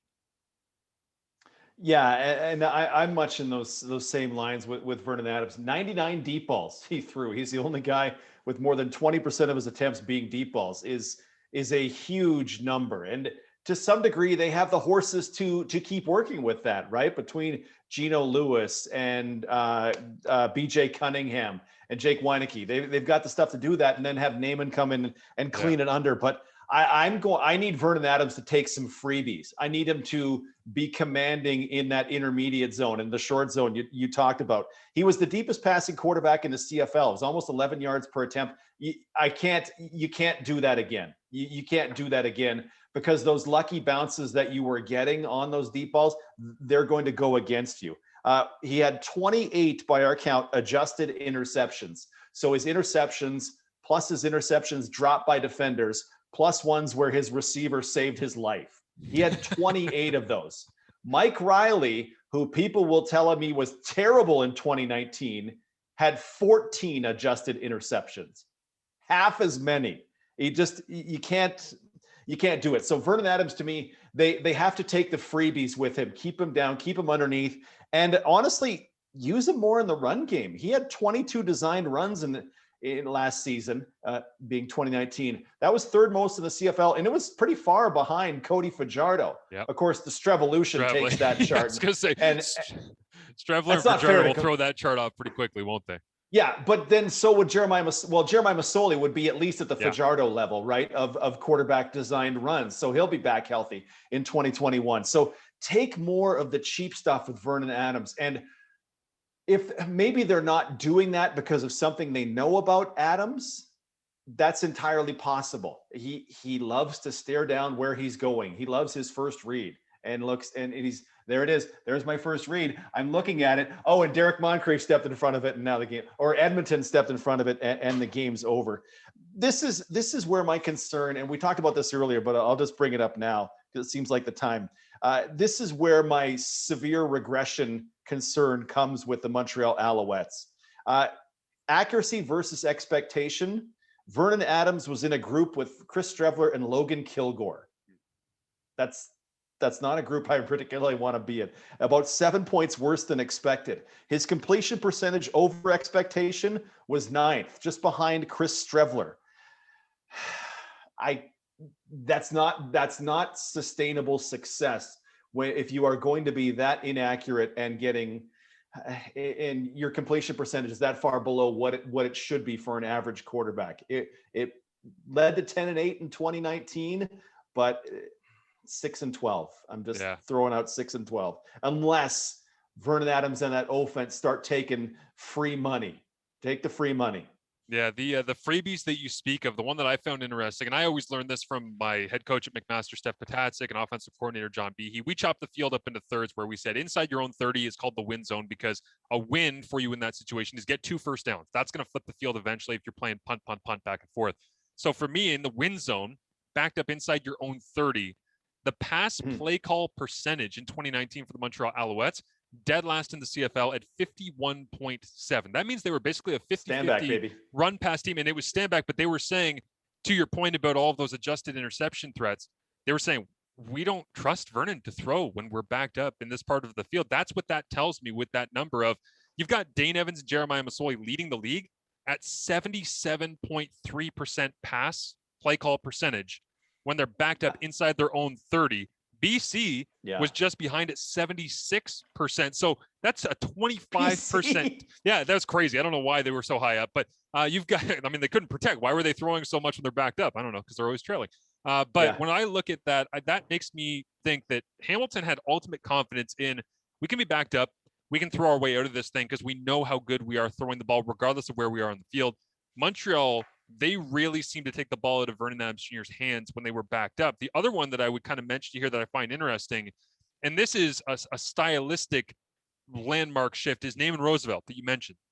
Now, Naaman, when I see his target chart for 2019 CFL season with Saskatchewan, remember, because 2020 he signs in free agency in Montreal, doesn't play, he signs back in 21. He was 86 catches on 130 targets. That's good for 66% completion rate, just over 1,000 yards, 1,060, 1 touchdown, 2 interceptions when he was being targeted. But when I look at his target chart, beyond 25 yards down the field, there is 1 target inside of the numbers on either side. The entire middle of the field from 25 yards on is completely barren. And I don't know how much of that was Cody Fajardo. I don't know how much of that was the style the Riders were playing, being the big bruising power run team. Whatever that was, that target chart right there is the exact opposite of what we started this Montreal conversation with, of where Vernon Adams Jr. likes to go with the football, wants to go with the football, where we assume that Kahari Jones is directing him to go with the football. So is Naaman going to have an explosive season as this absolute home run hitter down the middle that will completely contradict what he had in 2019 with the Riders? Or is Naaman Roosevelt not going to be in the middle of the field making those plays? And then you're going to end up having Vernon Adams Jr. as part of the regression, not having Quan Bray down the middle because he might be a little bit busy right now. And then trying to see exactly where they're going to go with the Gino Lewis's of the world and the BJ Cunninghams, and who is going to dominate that middle of the field, because based on 2019, it's not Naaman. But again, that's a completely different system, a different team, and a different ask, because they had Shaq Evans going there and Kyron Moore and all the rest. Well, Naaman's the perfect complement in this receiving core, in my mind. He had no yards after the catch in 2019 because second down, here's the sticks, boom, I got nailed in the spine, and I have the best hands in the CFL. Yeah. So to me, that's the perfect complement, because BJ can do work, Gino can do work deep downfield, Jake Weineke does some really nice stuff as well in his rookie season. Yeah.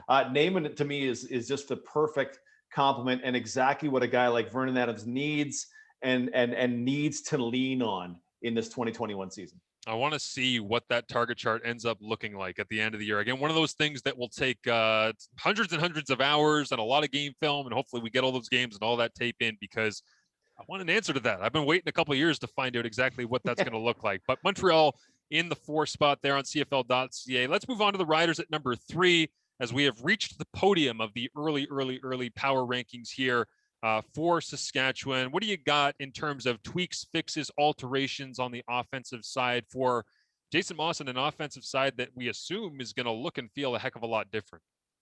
Yeah, I will need, this is what I want from the Riders. Last year, again, 2019, Craig Dickinson, the head coach, would say, we want to be a power running team. Halfway through the season, we want to be a power running team. His philosophy was, we want to be a power running team. I want them to, and hopefully they do this behind doors and just don't tell us in the media, but I want them to embrace the fact that they are a passing football team. Yes. They're a passing team. I asked Dickinson one day, he was talking about, we want to have good success on first down. So I just said, knowing I have all the data, what's your definition of success on first down? He says, Derek, if we get 5 yards on first down, that's a successful play. All right, took that, punched it into the computer. When they throw the football on first down, Saskatchewan has success 66% of the time by Craig Dickinson's standards, fully 2/3 of the time, by far the best in the Canadian Football League. When they run the ball on first down, they have success 48% of the time, 4th best in the league. They are so much better at throwing the football, at least in 2019, on first down than when they were on running. And I get it. You have to keep some of the run game in there. I love William Powell. That guy makes me shriek with joy when he jukes guys, because apart from Andrew Harris, nobody makes guys miss like William Powell. And Harris does it different. Powell's phenomenal. But you're a passing team. Your quarterback is not high. He's not high risk, even though he may be throwing the ball down the field. He's not putting the ball in dangerous spots. And he's smart enough to get himself out of trouble, and he's elusive enough to get himself out of trouble. Embrace that you are a passing team. Shaq Evans, Kyron Moore, Jordan Williams-Lambert, presumably in that R spot, taking away the stuff underneath. Justin McInnes at the Z, and whoever it might be at that boundary slot back position. man, you're a passing team. You're a passing team. You're going to have a passing offensive coordinator. Go get it. Go get it. Yep, I'm with you on that 100%. And I think that has to be the evolution here for Jason Moss. Albeit Jason Moss, as we said earlier with Edmonton back when he was there with Mike Riley, once in a while, he'll just decide, I have William Powell, so I'm just going to punch you in the face with my offensive line and William Powell for 6 plays in a row. Just go inside zone, inside zone, inside zone, inside zone, inside zone, inside zone.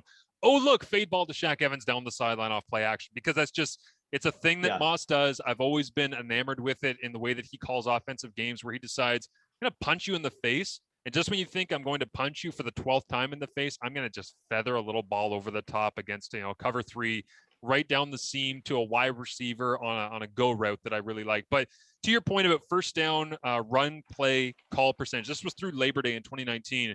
Winnipeg led the way at 49.9%. They were basically 50-50 split on first down because a guy named Andrew Harris. But that was with Police as well, right? Which we assumed the Buccaneers thing was. And the Strevolution. Yes, 100%. That played great. Into it. So much of that is thrown off by the Strevolution, right? Yeah, that's a great point. And then Saskatchewan was second, only 3% behind what Winnipeg had done. Again, this is up to Labor Day in 2019. On first down, they were calling runs 45% of the time. Next team was Hamilton at 37%. Behind that, Edmonton 34, Calgary 33. You start to see this leveling off down towards that 70-30 split we always talk about in terms of pass to run. They were high up, so I'm hoping that they make that switch as well. For me, I'm just going to read from cfperspective.com. This is an article that I wrote in the spring of 2020. At the bottom of it, I put, for me, 3 main questions persist about the 2020, insert 2021, Riders after reviewing their 2019 season. 1, how much will Fajardo be able to develop under Moss from a slant, rollout, fade ball thrower into a more Trevor Harris intermediate sniper? Because if they do end up calling a lot more of those pass plays, I don't think that all of it is going to be taking shots down the field endlessly. I don't think that it's going to be looking exactly like, as we talked about, Arbuckle in Toronto with Dinwiddie. I don't think it's going to be exactly like Elizondo and Trevor Harris, but I fully expect there to be some more of that flavor in the offense. The second question I wrote out, can Fajardo have the same amount of offensive production without taking the same consistent level of physical abuse he did last season? And has he learned to protect himself from unnecessary shots that in a single blow could alter the Riders' chances? He was a different quarterback by the time he got to the end of the year. Jason Moss likes his quarterbacks, from Mike Riley to Trevor Harris and everybody in between, to take all the short yardage snaps, to keep them on the field because it's inconvenient to flop people in and out. That's fine. Short yardage stuff, sure. You don't want to end up having your ankle get rolled over like Patrick Mahomes on Monday Night Football a couple years ago, where everybody collectively gasped. But when I see the way that Fajardo plays, he is such an intense battler. Like, he fights for every single moment in every single game. The worst case scenario for Saskatchewan is that you get to Labor Day or deeper in 2021, again, assuming we have a relatively full schedule, and you have this great quarterback who's embracing this passing mentality, and Moss has designed something around him, and they're having great proficiency, and they're winning 75-80% of their games. And then he takes a moment of pride and he runs into, I don't know, just for fun, let's say Simone and Lawrence. And if he ends up doing that. Oh, Marshall, no. I'm just saying. How could you say that? How could you bring that up? But if you end up having a moment like that, that's the worst case scenario, because I do think there's a potential here for Saskatchewan to have this great passing attack. I really do. The pieces, the influence, the offensive coordinator, I think it's all there, but he has to protect himself, and he can run and he can use his feet. It's a great weapon. And he's been pretty good, I would say, for the most part, at protecting himself, albeit taking some of those shots that I mentioned in this article. But I do want to see him take that next step, that next elevation of, okay, I don't have to be a dual threat quarterback who has to absorb all of this BS half the time. Realize that if I'm a passing quarterback, my value to my team is primarily 70%, as we say, as a passer. The other 30%, great weapon. But I don't need to take the abuse on 30%, which is not going to allow me to do my job properly for the other 70%. Again, it's just a numbers game for me, and I'd like to see that. And the last one I wrote was, what can the Riders do as a group to complement their evolving offense, especially early in the season as the group finds their footing and starts to discover their identity? It's with a year off, this is all a crapshoot. We're not sure what this is going to look like. But if they can find an identity, probably with that passing attack that we talk about, then I want to see how quickly they adapt to it, how quickly they gel, because let's be real about this, DT. with whatever length the season ends up being, and I think this played into why Ottawa went out and got Matt Nichols, and I think Marcel Desjardins has put his words to this, where he's saying, without knowing what the season's going to look like, it might be the team who figures it out the quickest, be it in BC with Rick Campbell and going there with Mike Riley, or be it in Toronto with Arbuckle and Dinwiddie, be it in Ottawa with Lapalisse and Nichols. It might be the team that figures it out the quickest, gels, who ends up hosting a home playoff game, right? Or not having to do a crossover, or there's all sorts of machinations that you can make here out of what the playoff scenarios could look like based on timing. So you don't want to sacrifice your end product in order to just get off quickly and make sure that you're actually in a good spot in the standings. But if you wait too long, standings are going to leave you behind, especially if we don't start until, let's say, July or August. Oh, imagine what that god-awful Ottawa team starting 2-0 would mean in a 9-game season as opposed to an 18-game season, right? A couple of weird bounces, and all of a sudden what you thought was last place is first place. Yeah, absolutely. All right, let's move into the top two. Here it is, of course, the Grey Cup matchup from the 2019 season. Again, don't ask me why I watched the Grey Cup again while I was working out earlier this evening. I have a TV in my gym, and I wanted something to throw on for a game, and so I watched Hamilton against Winnipeg, which, by the way, they really did my boy Mike Daly dirty. There was a block in the back, second quarter on a punt. They ended up having Lucky Whitehead spring it, but man, it's square right between the 3 and the 5 in the black and gold jersey. But let's begin with Winnipeg, because they have listed on CFL.ca Winnipeg as being the second best team in the power rankings. What have you got for a tweak, a fix, or something you're looking at? Zach Collaros stays healthy. End of story. Marshall? No. Zach Collaros has to stay healthy. For me, and this is going to be, it's not Lapalisse now, it's a Buck Pierce offense, and how will it be different? I'm going to need from them more intermediate and deep passing routes. I need less at the line of scrimmage and behind. I get it. Andrew Harris is good. Andrew Harris can catch the ball. But Andrew Harris for 5 yards doesn't do it for me, especially when you could throw the ball to Bryant Mitchell, when you could throw the ball to Darvin Adams. That is going to be, is that going to be the best boundary side in the league? Burnham, Dominic Rhymes in Edmonton. It might be the best boundary side in the league in Winnipeg. They need to let Zach move the ball down the field. This short stuff, that was what they would do with Nichols. Got to go, because Zach Collaros is not Matt Nichols. Zach can avoid pressure. He is the best at avoiding pressure in the Canadian Football League. That just numbers wise, the fewest number of his pressures turn into sacks. He had the one. What was the one against Calgary with 6 spins, and then he hits Darvin Adams on the near side boundary in the end zone? You go, oh yeah, I remember Zach. I remember MOP Zach in the Henry Burris MOP year. More intermediate and deep routes, and let's go. Let's get down the field. Dembski can get down the field. Lawler could get down the field if you want to. Dembski can still be that multifaceted weapon that you want. Just take some of the passes that you throw to Andrew Harris and throw them to your 2 receivers on the boundary. That's what I want from Winnipeg. I'm with you on the short stuff, especially to the left-hand side. It was funny when I put together the target chart for the, 4 games, I believe, right? That you ended up having Zach Collaros start with the Winnipeg Blue Bombers on his way to winning a Grey Cup championship, that there was a zone short left. And as soon as I saw the incredibly high percentage that Collaros attempted there, I thought to myself, okay, it's not that they dumbed this down. Like, Zach you don't have to dumb anything down. The guy's been around the CFL. He knows the offense. Lapalisse would have made it easy for him, but he wouldn't have said, here's the day one basic stuff. Let's go win a Grey Cup. He gave him some things to work with. I loved watching the Bombers with Collaros in second and long, because to me, that felt like when Zach got to be Zach in 2019. It was no longer first down, let's play this game where Andrew Harris is the center of the universe. On second and long, sure, he might still be part of the universe, but all of a sudden it was just Zach doing Zach stuff. And I got into the Canadian Football League covering it when Zach was the starting quarterback in Hamilton. So when I say Zach doing Zach stuff, every single week in that 2015, 2016 stretch for the Ticats, I would look at it and I'd say to myself, yeah, I mean, he just has this innate ability to feel the defense, to read coverages, as you say, to slide away from pressure and to make plays. And when I saw the high percentage of targets to that short left zone, I went, what does this look like? And I realized, oh, remember in Madden when it was called HB slip screen, or it was just you would go into the line of scrimmage, there'd be 3 offensive linemen that would go to the left and just dump it out short there. Yeah. I mean, that was a huge part of what they ran in terms of pass completions, and it helped raise his completion percentage and all the rest. But it was basically like first down in Winnipeg with Colaros was let's do this little slip screen stuff and let's run some intermediate routes. Second down was take the cuffs off. Zach, do your thing. We trust you. You're a veteran. You've been in this league a long time. I'm with you. I want to see some more of that. I want to see that on first down, though, because I think that would be the real true counterpunch for what Winnipeg could bring now, where you say, okay, we have Andrew Harris. If you're going to lean in on first down and try to get us there, and that's what the Ticats did, man. That's what Tommy Condell's genius was in 2019 with either Masoli or with Evans, is that he just decided that if you guys are going to lean down in the box and play the percentages, because, it's 70-30 on second down, let's say it's 60-40 on first down, you're saying, well, the percentages say you should lean a little bit more deep. No.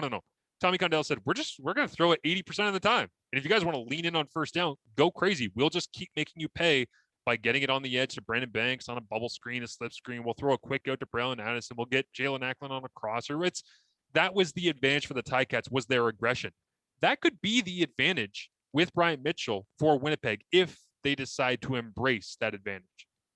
And this is just the very top level of analysis. Andrew Harris got 6.1 receiving yards per target in 2019. Gosh, RJ Harris, 7.8, Armonte Edwards, 8.8, Kyron Moore, almost 10, Shaq Evans, almost 12. There are times to get it to the running back, right? Misdirection, sure. You're in trouble, yes. But to me, it just cannot be such a big staple of your offense because you're sacrificing value. To me, when you go to the running back, he's going to catch a high percentage of them because his average target was 0.4 yards downfield. Those passes get completed at a super high rate versus a guy who's targeted 15 yards downfield. But the payoff just ultimately in the long game, the payoff just isn't there versus the receiving weapons that you have now. Love Andrew Harris. Love him. Love that you can use a Canadian running back.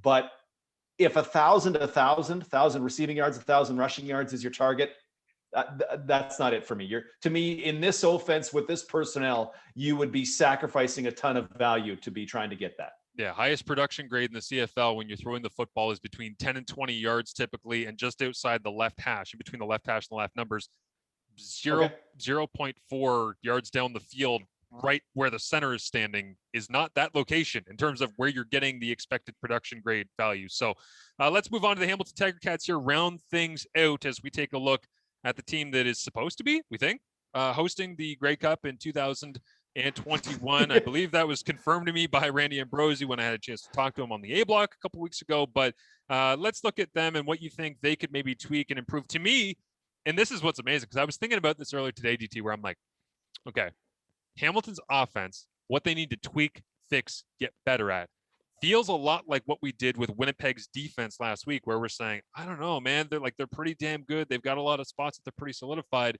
And then I remember, what did the best defense look like against the best offense in the Grey Cup? Oh my God, Winnipeg defense just absolutely enveloped them. And so I'm thinking, well, what's the thing that they need to improve? In that game, Riker Matthews, who I consider to be a stud, got owned.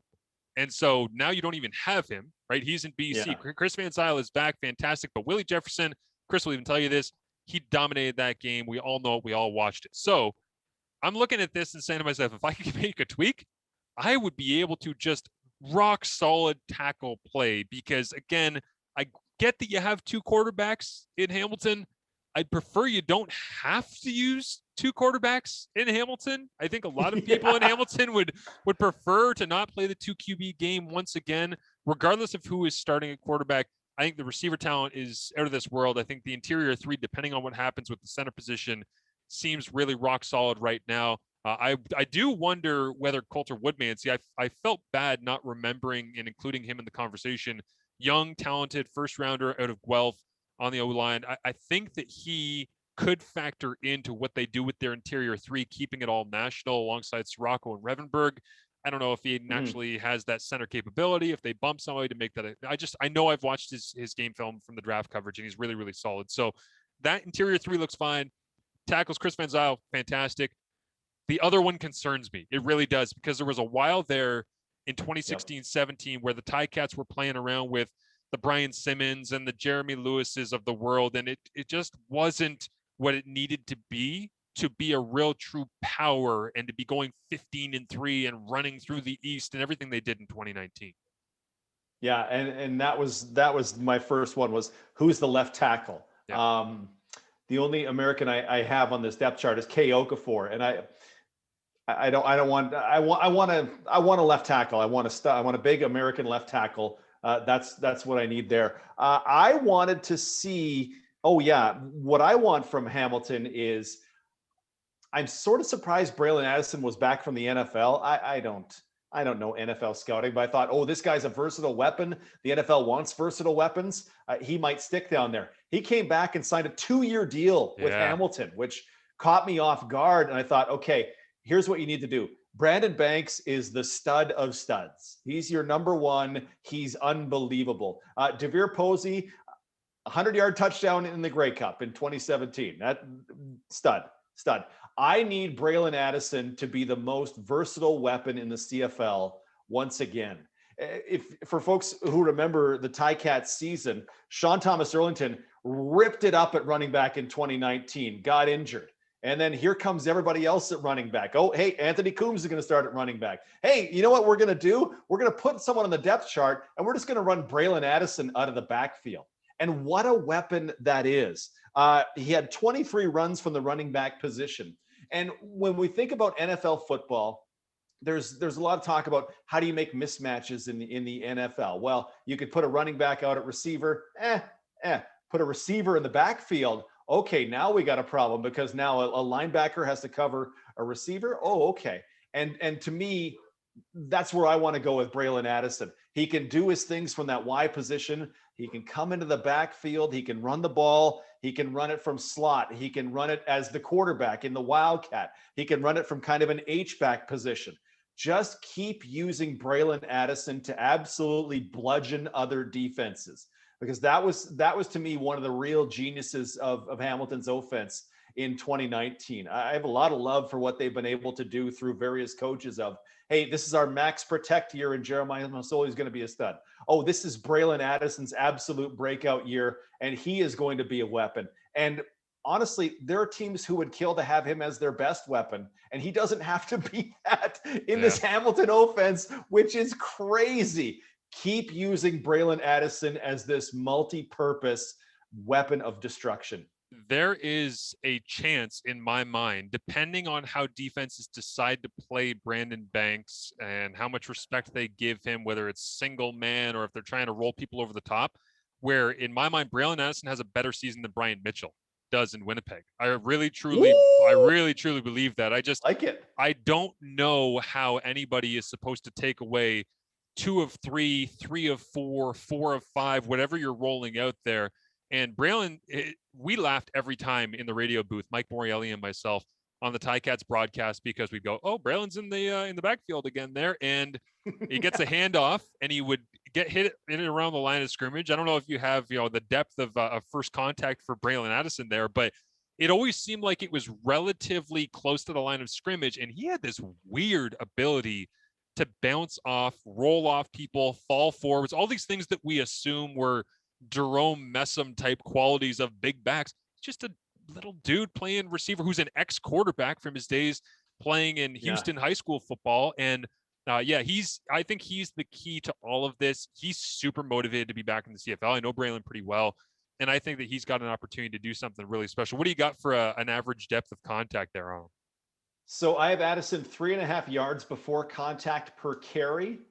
Which I assume is, so that's not specifically his ones out of the backfield. I have to break it down further, because that the jet sweeps where you're not going to be touched for 10 yards would weigh into that. I also have him making a tackler miss every 1.2 carries, which 3.5 is a great number for rushes per missed tackle forced. He did it every 1.2. That's insane. That's crazy. And what's the most number of times you think you can do that in a season? What's the most number of times? He had 40 carries in all in 2019. What's the max number you would do as an OC for him? I think a little bit of that was Tommy Condell kind of finding ways to massage the absence of Jeremiah Masoli. So I don't know if they'll necessarily mix it in as much as they did. With that being said, I would cap that at 50 something. Like it really does hit as a, not even necessarily a change of pace. It's just confusing as all hell to defenses because he looks like something and he plays like something else. And then he moves out into the slot and he looks like something and he plays like a bigger body. And it's when you see Addison standing next to Brandon Banks, you're like, how the hell is this good? This doesn't make sense that these, like, one of them is playing running back and the other's a tiny 5'7", 165 dude who's just running around people and down the field. But they have an opportunity to have a really, really, really special year if they could put that together. And to your point about mismatches out of the backfield, we had, and again, I understand CFL defenses are not as simple as this, but I just wanted to tell this story because you made me think of it. We realized at McMaster when I was playing there that there was a certain motion that we would use that would catch some defenses off guard. So we would line up with our running back at W. We would line up our W at running back, and then our X would be our X. And what we would do is pre-snap, we would motion the W across the formation to the wide side of the field. And then the halfback would chase. And if we saw the halfback chase, then the running back, which was actually our W receiver, would motion extremely late out of the backfield. And he would run just like a little 5-yard out, something like that. But guess who he's running it on? Oh, I love it. The will linebacker, right? If you get Brandon Addison on a will linebacker in space, and even if you're running, let's say, it's 2nd and 7, and you get some type of motion that isolates him on a linebacker who doesn't have the coverage skills, and you run a little out and up or a little hinge route or a little swirl or a bang route or whatever you want to call it, you catch that ball and the yards after the catch, as long as it's man coverage and you caught them in the wrong spot and he's come out of the backfield, he gives you that I think outside of Andrew Harris, maybe I'm trying to think of somebody else in the league who you can really, I mean, Powell does a little bit of it, but not nearly as much. Is there another name that has that flexibility where you would say, yeah, you know what, I'd feel comfortable even as a running back out of the backfield or as a slot receiver coming out of the running back position? Because it just doesn't happen all that much. Coombs? Yeah, Anthony that's a good Coombs? one. Yeah. Which ironically he was in Hamilton in 2019 and they gave all those reps to Addison, which tells you something.